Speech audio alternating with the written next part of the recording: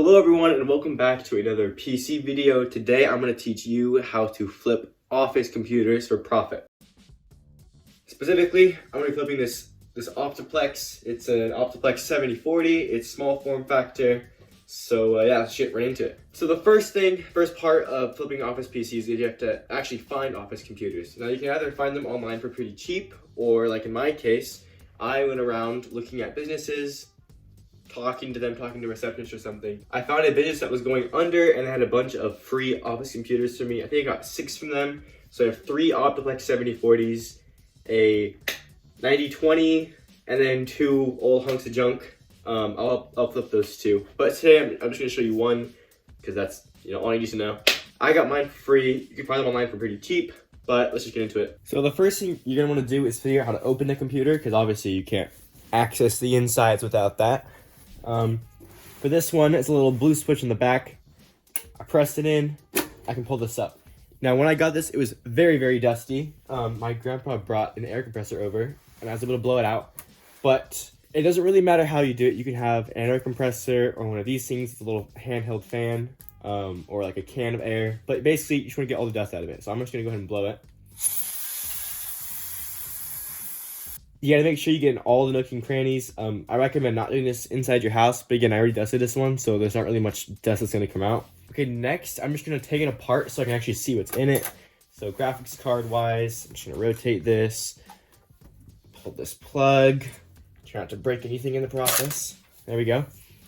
This is a dinky little Radeon GPU. Honestly, these have no power, essentially. They're just good for that display port. Now, in most cases, if I bought a newer office computer, it would have a newer CPU.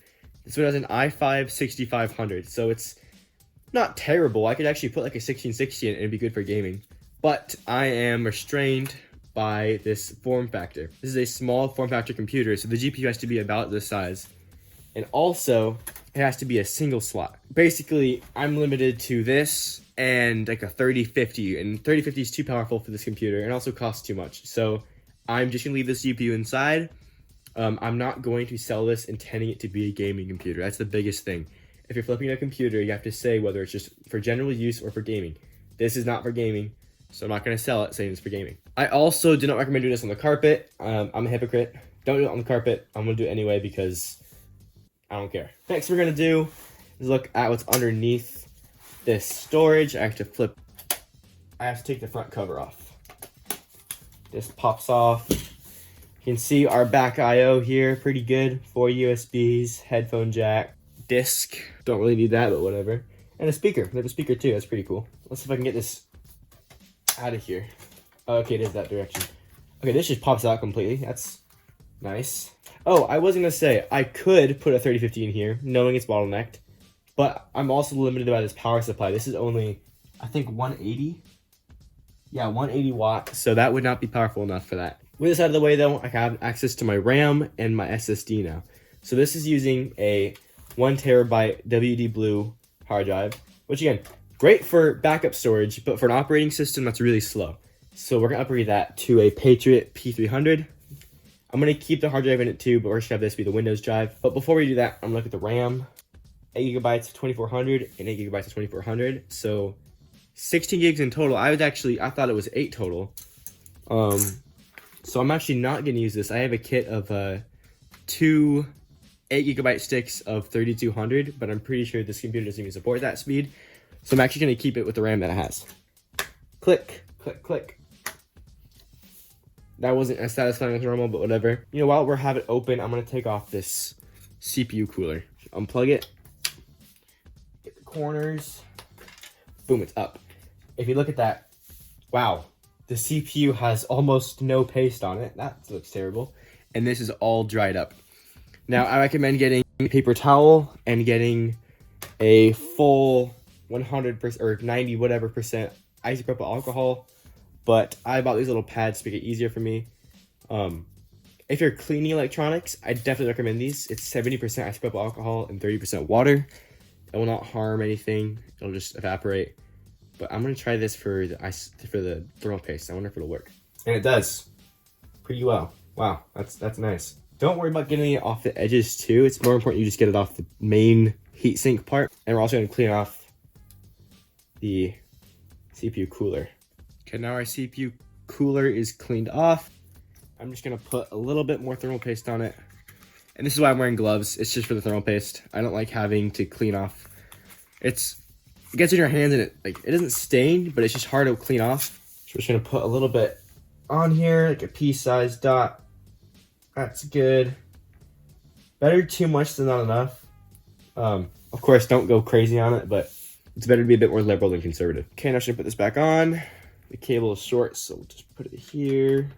My phone just ran out of storage as I was recording. I don't think I missed anything. I think I was still on the CPU when it ended. But I'm just getting the CPU cooler screwed back in. Boom! CPU's back in. We're gonna make sure it's plugged in here. That's good. That's good. We're gonna do the SSD now. Hopefully this came with a screw. It didn't. Awesome. This is just a P300. It's a Gen 3x4. Pretty basic SSD, but very, very much faster than this hard drive. Put in an angle. Shimmy, shimmy. Now it's in. So ironically, the kit that I bought specifically for SSD screws did not have SSD screws. So I'm gonna use some electrical tape to stick it to the motherboard. This works fine. It's underneath the thing anyway, the hard drive. So we don't really. This isn't gonna do much. It's just to make sure it doesn't go anywhere. But for now, that will do enough. Okay, now we're just gonna put in the CPU, making sure everything's plugged in. I didn't unplug anything, so it should be fine. But I just make sure everything's plugged in. And then put the PCIe lock on.